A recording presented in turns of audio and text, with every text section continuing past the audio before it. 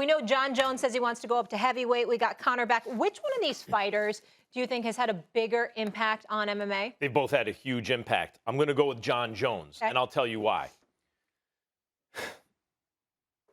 If you're a feisty, small athlete, you're going to be a fighter. That's where the money is. And there's no like pound for pound best point guard. If you can't, you're playing with giants. No one cares if you're the pound for pound best linebacker. If you're too small to play linebacker, if you weigh 150 pounds, you ain't playing in the NFL. You're not playing Major League Baseball, likely.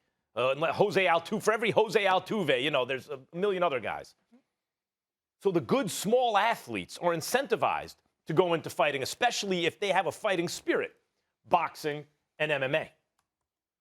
But the big athletes in this country, not worldwide, in this country, notice, Stephen A., how we're always like, what happened to the heavyweight division in boxing, right? What happened was the NFL and the NBA. That's what happened. When Muhammad Ali was heavyweight champ, if you get a shot at the title in the 1970s, you get a shot at Ali, you might make $1 million. And an offensive lineman in the NFL might make $30,000 or $40,000. There was financial incentive to go into fighting, and that evaporated because of these other leagues. But you know what happened when Jon Jones came on the scene? Jon Jones, from a football family, older brother and younger brother, played in the NFL. Chandler Jones, a star in the NFL. He's an athlete who likes to fight. Not a dude who couldn't do other things, so he's fighting, an athlete who likes to fight. And I predict that years from now, remember the Tiger Woods effect? Yeah. How it's harder for Tiger to beat these guys now because for the first time, athletes, parents were putting golf clubs in their hands. Now Tiger has to face a whole bunch of young guys who are golfing because of him. That's going to be the Jon Jones effect. Big American athletes with options. Look at Jon Jones, and I predict some of those guys are going to be fighters in the future. That's a different kind of impact. I'm not disagreeing with any of that, but I would say Conor McGregor, only from this perspective. Jon Bones Jones is the best in the world. He's the man, and we all know how legit he is, how lethal he is, and probably moving up to heavyweight. It's going to be very interesting to see what he does at that level because he's just phenomenal. Having said all of that, he's just a fighter. He's just an elite fighter. Conor McGregor is something else. I'm talking box office. I have been. You think you have recency bias right now just because it's been Conor more so of late? I'm getting ready to bring up something that's not recent. Okay. I've been covering sports for over a quarter century.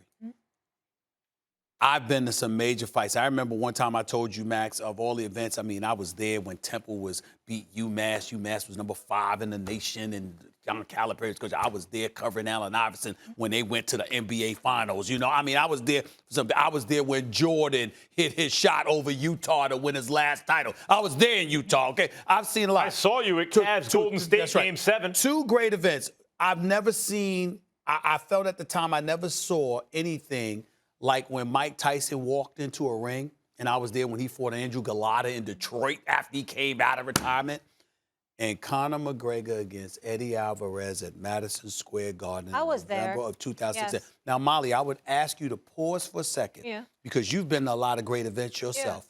When Conor McGregor walked into the arena that night, walked into Madison Square Garden, walked into that octagon, I mean, there are very few moments that you see like that in sports. It's something, man. And what I'm saying to you is the UFC is in good stead. You look at the pandemic and how it's affected everybody. Dana White was pushing for events, and the UFC has been blowing up in the ratings. The interest is elevated. Joe Rogan and all of those dudes doing a great job. Ariel Helwani and those guys doing a great job promoting the sport. When you look at Conor McGregor and the kind of impact he can have, there is no question. I don't think Jon Bones Jones compares in that regard. I'm glad you brought up Mike Tyson, because here's the thing about Jon Bones Jones. What Tyson's appeal was, he was the baddest man on the planet. It doesn't just mean you're heavyweight champ. It was something extra. No one took that mantle since Tyson. Lennox Lewis was the best, but he was more of a boxer. You had guys like now Tyson Fury, who's also a boxer, and they're British. In MMA, you had Brock Lesnar, a big, strong guy. He wasn't unbeatable. Yes. Randy Couture was great, but Jon Jones really took the mantle from Tyson, and in a new way, because it's more like a street fight than a boxing match, as the baddest man on the planet. When you thought of who's the best, because he's a heavyweight. But Tyson was box office even after we learned he wasn't the baddest man on the planet.